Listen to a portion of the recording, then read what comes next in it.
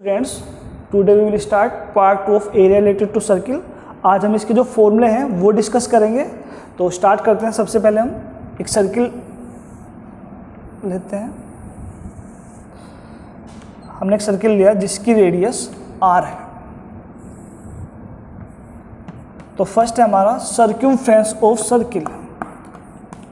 सर्क्यूमफ्रेंस या वैसे तो 8th क्लास में 6th क्लास में पढ़ते स्टार्ट कर देते हैं पढ़ना, फिर भी एक बार आपको रिपीट करा दूँ। सर्क्यूमफ्रेंस ऑफ सर्किल क्या होती है बेटा? 2πr यूनिट, यानी जो भी आपकी रेडियस की यूनिट होगी वही आपकी सर्क्यूमफ्रेंस की यूनिट होगी। फिर आपका second area of a circle.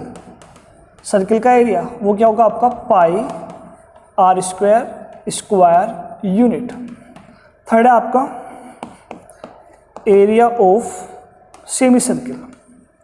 तो सेमी सर्किल में क्या होगा बेटा? हाफ कर देंगे, क्या हो जाएगा? 1/2 पाई आर स्क्वायर यूनिट। एरिया की हमेशा यूनिट क्या आएगी आपकी? स्क्वायर में आएगी। फोर्थ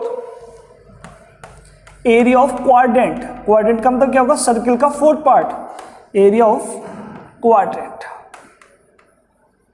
तो क्या हो जाएगा बेटा? क्वाड्रेंट के लिए 1/4 पाई आर स्क्वायर यूनिट। तो ये वो फॉर्मूले थे आपके जो बेसिक है, सबको आने चाहिए, आते भी होंगे, आपसे पहले भी आप कर चुके हैं। Circumference of circle, area of circle, area of semi circle and area of quadrant. अब जो आपके इस बार यूज होंगे फॉर्मूले, अब उन पर चलते हैं।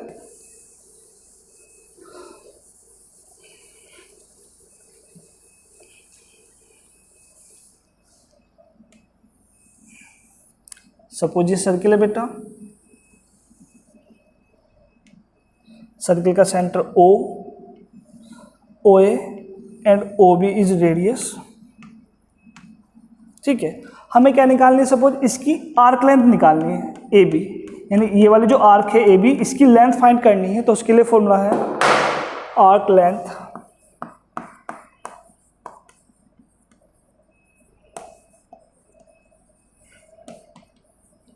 Of a circle.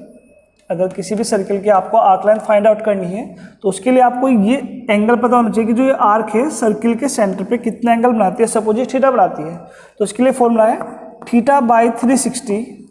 और अब चेक करो भाई, आर्क लेंथ है तो किस पे है? इसकी सर्क्यूमफ्रेंस पे।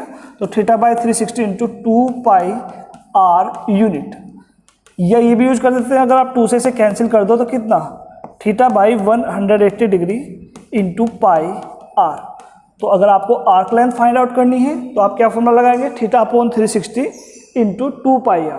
फिर उसके बाद अगर हम बात करें area of sector, area of sector तो मैंने आपको फर्स्ट लेक्चर में बताया था, सेक्टर किसे बोलते हैं?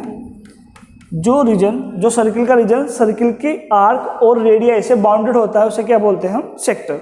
तो ये वाला आपका पूरा सेक्टर हो गया और हमें इसका एरिया फाइंड आउट करना है। तो इसके लिए formula θ/360 into pi R square unit. तो ये भी सिंपल है। क्या करना है आपको? तो अगर सेक्टर का एरिया निकालना है तो सर्किल का तो अप्लाई करेंगे आप, तो उसके लिए क्या है? θ/360 और थीटा आपको गिवन होगा, तो सिंपल है θ/360 into pi R square. And third क्या है आपका? Area of segment. अब सेगमेंट किसे बोलते थे भाई?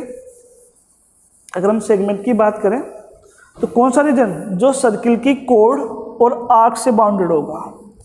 यानी अगर मैं एक कोड ले लूँ, AB कोड है, तो ये वाला रीजन अगर हमें फाइंड आउट करना है तो उसके लिए क्या फॉर्मूला अप्लाई करना है आपको? तो पहले तो हम वही ले लेते हैं, OA एंड OB।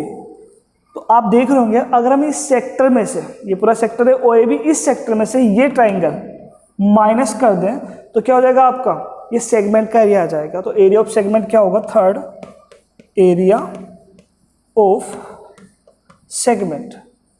तो एरिया ऑफ सेगमेंट क्या हो जाएगा आपका? एरिया ऑफ सेक्टर या एरिया ऑफ कोरस्पोंडिंग सेक्टर